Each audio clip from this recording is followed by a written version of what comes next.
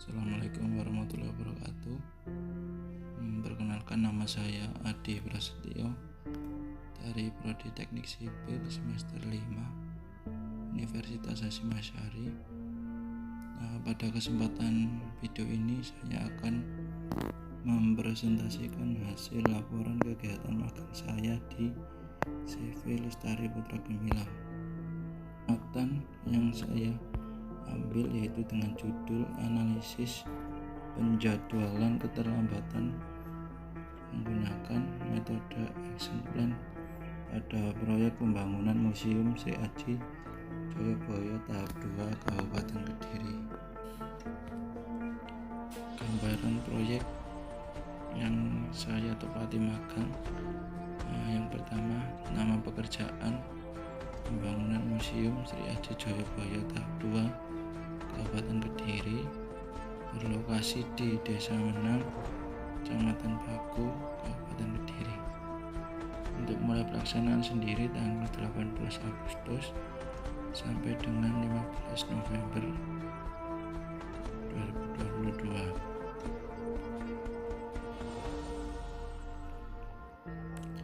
Berikut profil organisasi perusahaan tempat magang saya.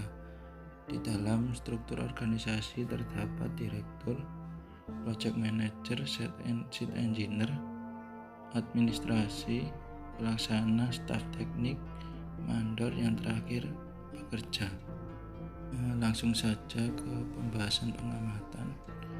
Jadi judul yang seperti saya sampaikan di awal tadi, yaitu analisis penjadwalan keterlambatan pekerjaan menggunakan metode action plan pada proyek pembangunan Museum CAJ Joyoboyo tahap 2 Kabupaten Kediri.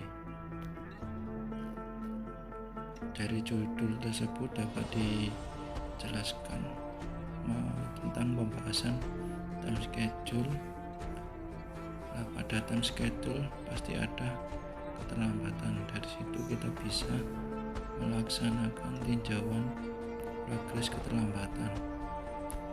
Dengan adanya keterlambatan tersebut, kita membuat metode bagaimana supaya keterlambatan tersebut bisa dikejar secara maksimal dengan waktu yang sudah ditentukan. Dari tinjauan tersebut dapat disimpulkan bahwa faktor penyebab keterlambatan pekerjaan itu dari mana saja.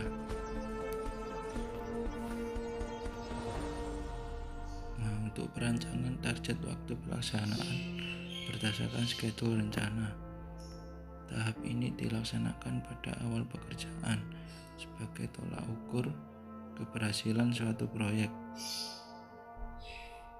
Hal-hal yang perlu diperhatikan dalam membuat time schedule adalah penelitian lapangan sehingga dapat diketahui data-data yang diperlukan dalam pelaksanaan yang didapat, sehingga jenis-jenis pekerjaan teknis yang akan dilaksanakan dengan adanya kemampuan dan keahlian yang dimiliki para pekerja.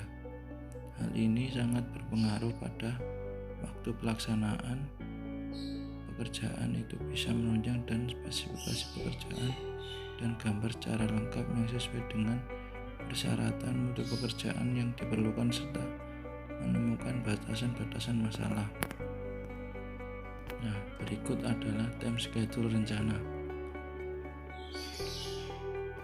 Untuk dari time schedule rencana dijelaskan bahwa waktu penyelesaian pekerjaan direncanakan dalam jangka waktu 97 hari. Waktu tersebut menjadi dasar sebagai acuan dalam melaksanakan pekerjaan. Yang kedua, time schedule pelaksanaan. Pada time schedule pelaksanaan tetap yang dibuat acuan adalah schedule rencana.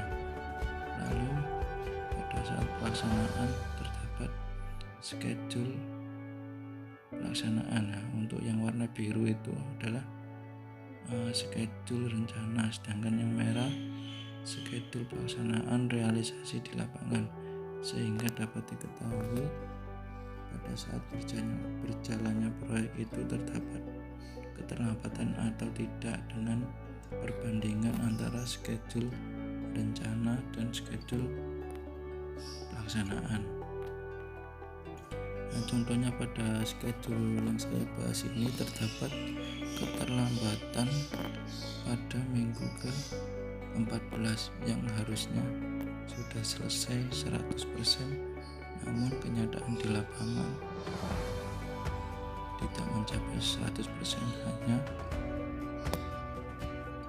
89,5%, sehingga ada keterlambatan kurang lebih 11,5%.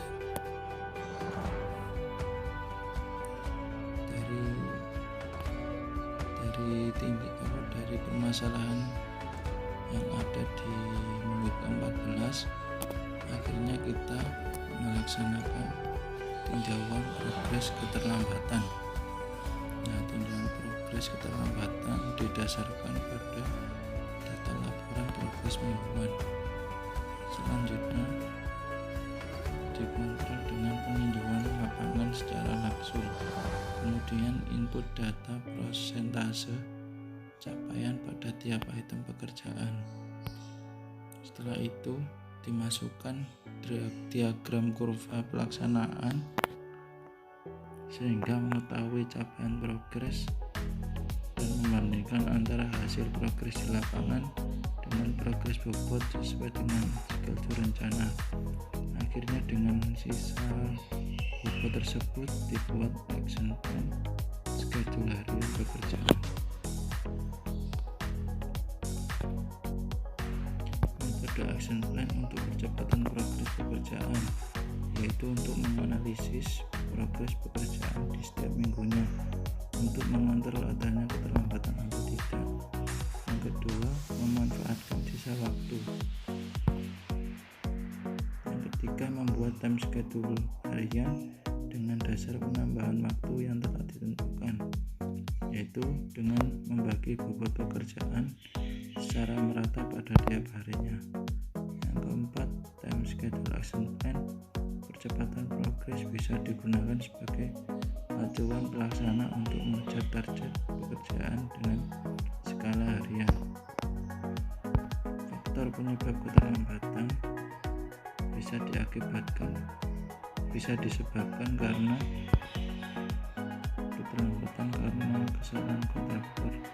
Contohnya terlambat memulai pekerjaan selama 2 minggu. Itu terjadi benar-benar pada proyek yang saya sempat ingatkan. Namun dari awal setelah SPK pekerjaan tidak langsung dimulai umur 2 minggu. Terus terlambat mendatangkan material atau truk material. Lalu keterlambatan karena bahan material.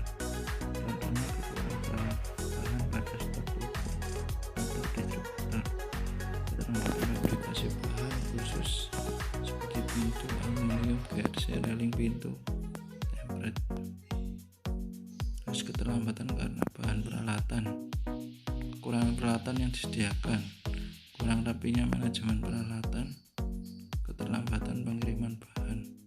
Terus keterlambatan karena lingkungan, faktor cuaca pada aktivitas kegiatan konstruksi, pengaruh keamanan terhadap lingkungan proyek.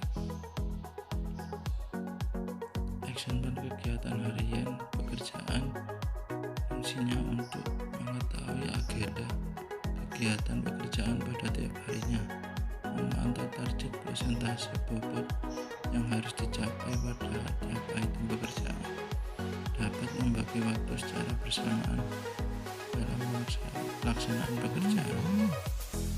Berikut contoh action plan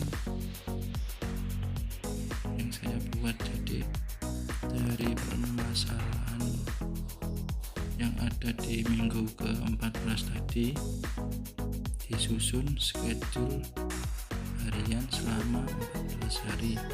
Jadi setelah melakukan tinjauan lapangan dengan list atau checklist pekerjaan yang belum dilaksanakan, dari bobot total dikurangi sisa pekerjaan yang belum dikerjakan.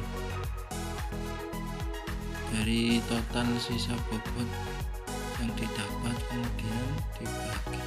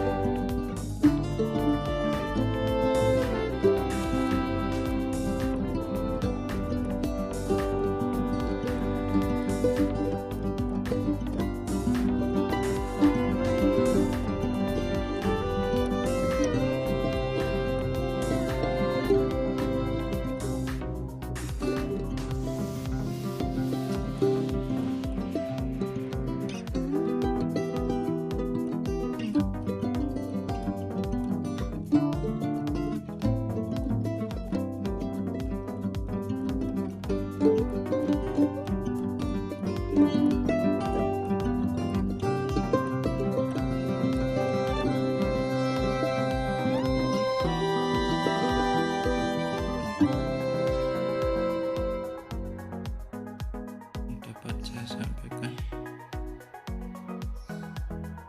Kurang lebihnya